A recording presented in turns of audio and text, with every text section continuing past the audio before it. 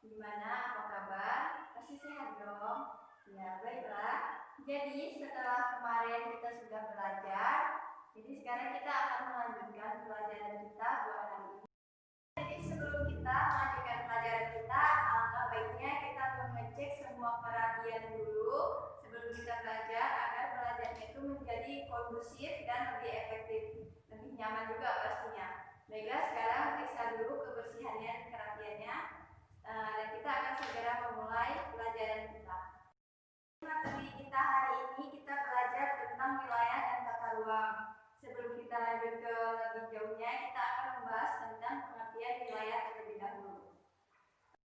Di sini akan membahas wilayah dan tata ruang. Jadi sebelum kita membahas yang tata ruang, kita membahas yang wilayah dulu. Baiklah, sekarang kita akan membahas tentang yang pengertian wilayah.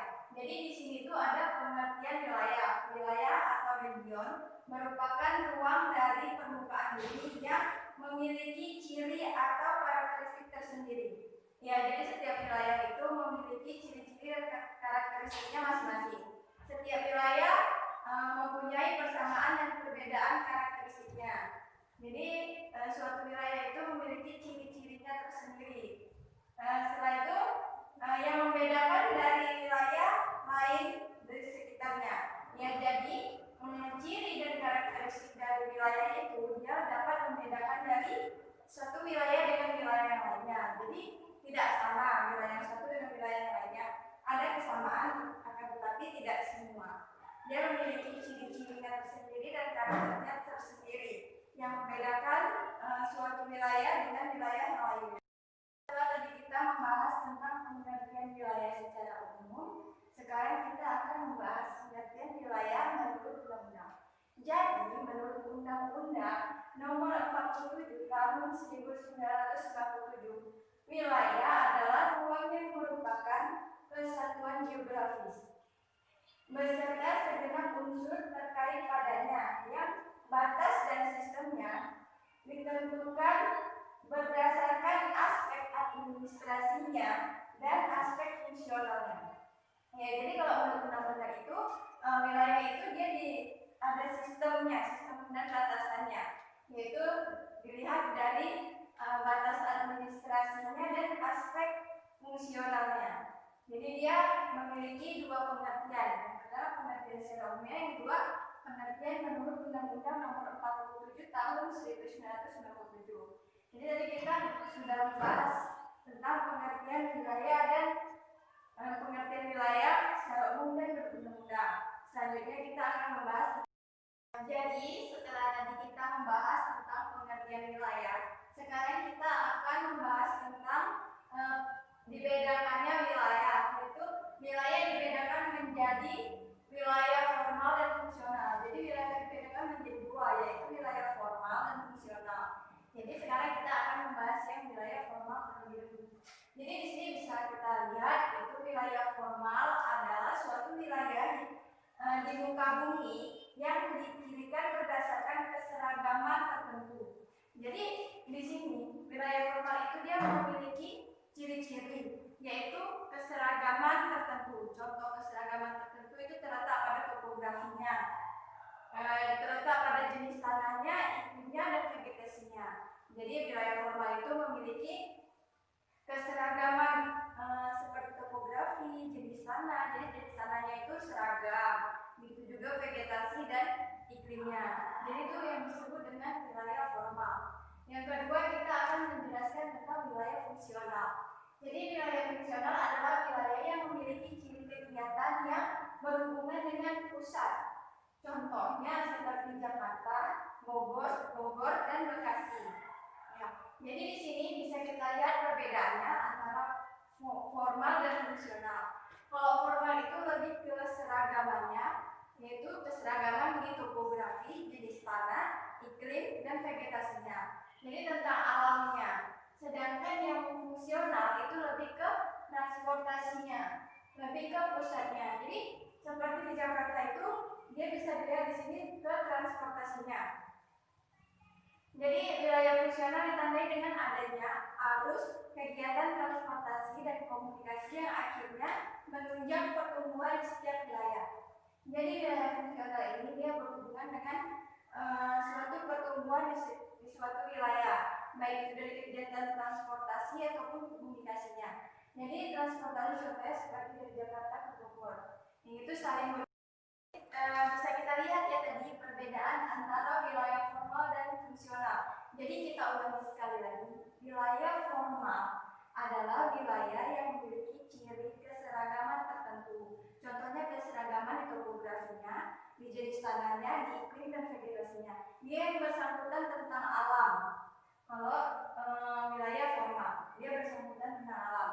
Sedangkan wilayah fungsional itu lebih ke dengan pusat, yang berhubungan dengan pusat. Contohnya seperti transportasi dan komunikasi yang bisa membangun pertumbuhan suatu wilayah. Tadi kita membahas tentang pengertian wilayah dan contoh perwilayahan ataupun wilayah formal dan fungsional. Sekarang kita akan membahas tentang pengertian tata ruang. Jadi pengertian tata ruang itu menurut Sujarto tahun 2002, penjabaran rencana penataan ruang suatu kebijakan dan rencana pembangunan wilayah. Jadi tata ruang wilayah adalah suatu proses melibatkan banyak pihak. Jadi pembangunan tata ruang wilayah ini melibatkan banyak pihak. Jadi banyak pihak yang terlibat di penata ruangan ini. Nah, dengan tujuan agar pembangunan ruang itu memberikan kemakmuran sebesar-besarnya kepada masyarakat. Jadi penataan ruangan ini juga dia selain untuk pembangunan, jadi penataan ruang ini juga dapat memberikan kemakmuran bagi masyarakat sekitarnya, kemakmuran yang sebesar-besarnya. Jadi dia tidak hanya membangun bangunan saja, tetapi penataan ruang ini dia melibatkan banyak pihak dan pembangunan ruang tersebut dapat memberikan kemakmuran bagi masyarakatnya. Jadi masyarakat, setelah tadi kita membahas tentang pengertian tata ruang, sekarang kita akan membahas tentang tujuan dari penataan ruang. Jadi tujuan pemanfaatan ruang adalah menciptakan hubungan yang harmonis. Jadi penataan ruang ini memiliki tujuan yang pertama adalah menciptakan hubungan yang harmonis antara berbagai subwilayah. Jadi antara berbagai subwilayah itu terciptanya hubungan yang harmonis dengan adanya pemanfaatan ruang ataupun tata ruang. Ya, sehingga dapat mempercepat proses tercapainya kemakmuran. Tadi sudah kita jelaskan bahwa pembangunan itu selain penataan itu selain hanya untuk pembangunan, tetapi juga untuk memakmurkan masyarakat yang ada di sekitarnya. Jadi di sini tujuan pemanfaatan ruang itu adalah mempercepat kemakmuran dan terjalinnya keserasian lingkungan atau kelestarian lingkungan. Jadi di sini tujuannya yang pertama itu menciptakan hubungan yang harmonis, yang kedua tercapainya kemakmuran, dan yang ketiga adalah kelestarian lingkungan hidup. Jadi tujuan pemanfaatan ruang. Jadi selain tujuan yang ini, tata ruang ataupun pemanfaatan ruang ini memiliki tujuan menurut undang-undang. Menurut Undang-Undang Nomor 26 Tahun 1992, tujuan pemanfaatan ruang yaitu keterpaduan, keselarasan, keberlanjutan, keberdayagunaan, dan keberhasilgunaan. Jadi tujuannya itu yang pertama ada keterpaduan. Setelah itu ada keselarasan. Jadi gimana keselarasan antara pembangunan yang ada di suatu wilayah. Yang ketiga itu ada keberlanjutan. Jadi pembangunan itu ataupun pemanfaatan tata ruang itu dia harus memiliki keberlanjutan untuk selanjutnya yang di masa yang akan datang. Dan keberdayagunaan. Jadi tata ruang itu juga harus memiliki keberdayagunaan. Untuk apa? Kegunaan dari tata ruang tersebut. Setelah itu ada keberhasilgunaan. Setelah keberdayagunaan kita bisa lihat di mana keberhasilgunaannya dari tata ruang tersebut ataupun dari pemanfaatan ruang tersebut. Jadi tujuan-tujuan ini sangat penting. Jadi tujuannya itu sangat baik ya, yaitu yang pertama untuk harmonis, mengharmoniskan hubungan antara berbagai. Setelah tadi kita menjelaskan tentang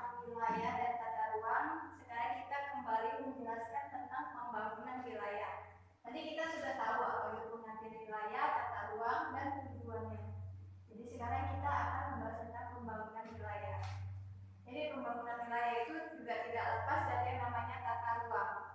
Makanya kenapa wilayah dan tata ruang itu dibahas secara bersamaan. Jadi sekarang kita di sini akan membahas tentang pembangunan wilayah, rencana wilayah. Jadi perencanaan pembangunan wilayah adalah suatu pemanfaatan ruang wilayah dengan cara mengoptimalkan aktivitas serta fungsi wilayah tersebut untuk melakukan suatu pengembangan potensi wilayah tersebut. Ya, jadi kita bisa lihat di sini perencanaan pembangunan wilayah adalah suatu pemanfaatan ruang wilayah dengan cara mengoptimalkan aktivitas. Jadi dengan adanya pembangunan wilayah kita tuh bisa mengoptimalkan aktivitas-aktivitas kita di suatu wilayah tersebut dengan adanya pembangunan. Setelah itu juga serta fungsi wilayah tersebut untuk melakukan pengembangan potensi wilayah.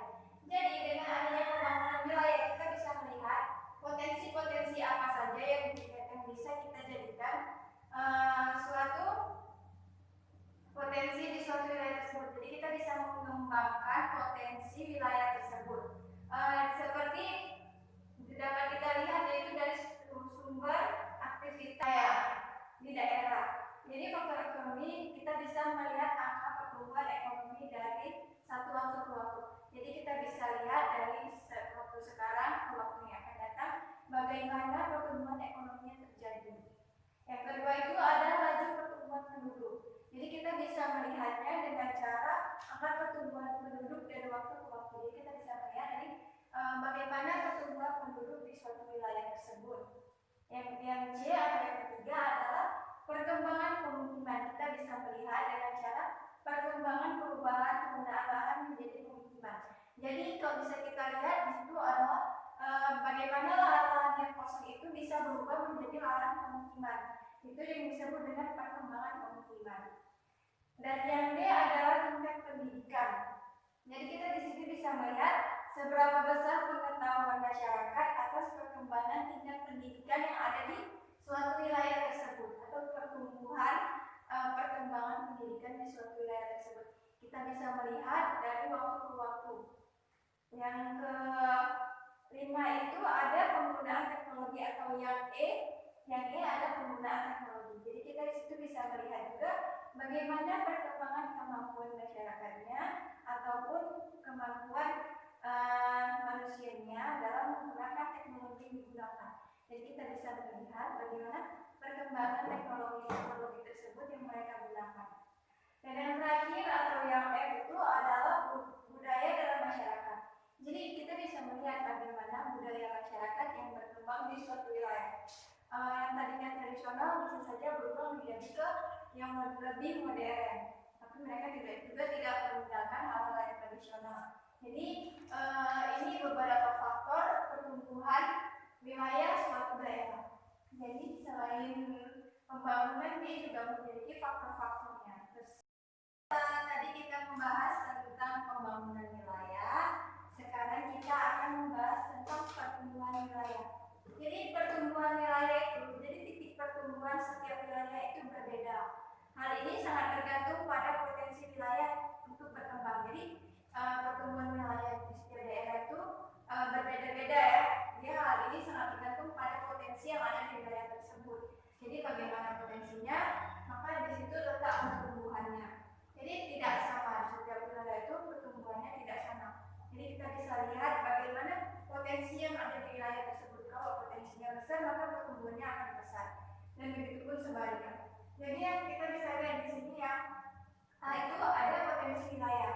Jadi potensi suatu wilayah dapat dilihat dari berbagai sektor kehidupan, baik sektor fisik, sosial, budaya, yang terdapat di wilayah tersebut.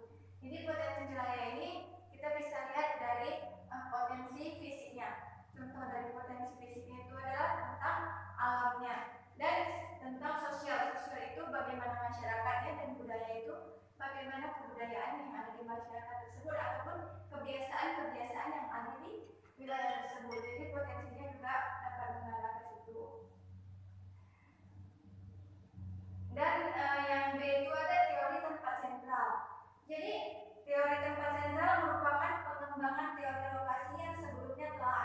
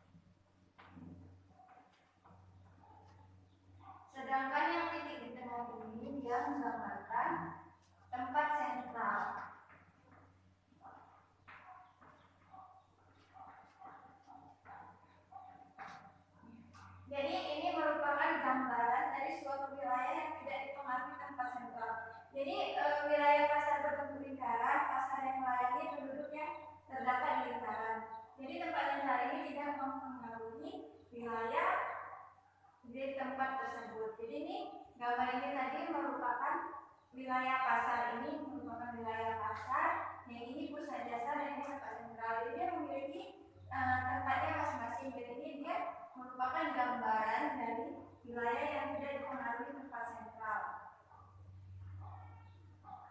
Dan gambar kedua itu adalah wilayah yang dipengaruhi lebih dari satu tempat sentral. Maka sekarang kita akan menggambarkannya.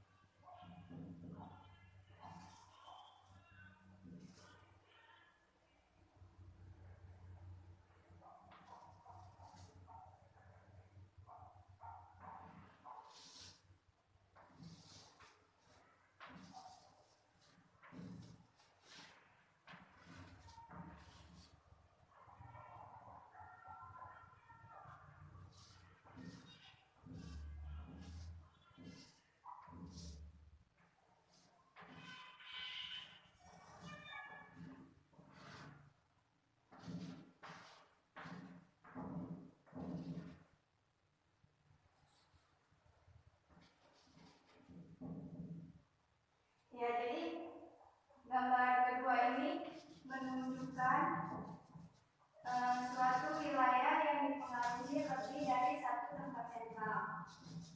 Sama pengertian seperti yang tadi, yang lingkaran ini merupakan wilayah pasar lebih besar. Jadi wilayah pasar ini lebih besar ketimbang ini. Jadi yang lingkaran merupakan wilayah pasar, yang lingkaran di sini merupakan pusat jasa, dan yang lingkaran tersebut tempat sentral. Kenapa yang nomor 2 ini dinamakan wilayah yang dipengaruhi lebih dari satu tempat sentral? Karena dia memiliki cabang. Sentralnya itu memiliki cabang. Jadi dia lebih dari satu. Sedangkan pada gambaran ini sentralnya itu hanya terdapat satu dan dia tidak memiliki cabang. Nah, makanya itu dia tidak dipengaruhi tempat sentral. Jadi wilayah pasar ini tidak dipengaruhi tempat sentral. Sedangkan yang ini sentralnya lebih dari satu karena dia memiliki cabang. Jadi garis yang ini dia merupakan cabang dari sentral dan dinamakan wilayah yang dipengaruhi lebih dari satu tempat sentral. Inilah gambar dari teori tempat sentral. Jadi bagaimana apakah sudah mengerti tentang pengertian wilayah dan tata ruang? Saya harap kalian semua sudah mengerti. Apabila ada yang tidak mengerti bisa ditanyakan kembali. Sekarang kita tutup saja materi kita atau pelajaran kita tentang wilayah dan tata ruang. Kita cukupkan sampai di sini. Kita akan bertemu lagi di pertemuan selanjutnya. Saya ucapkan assalamualaikum warahmatullahi wabarakatuh.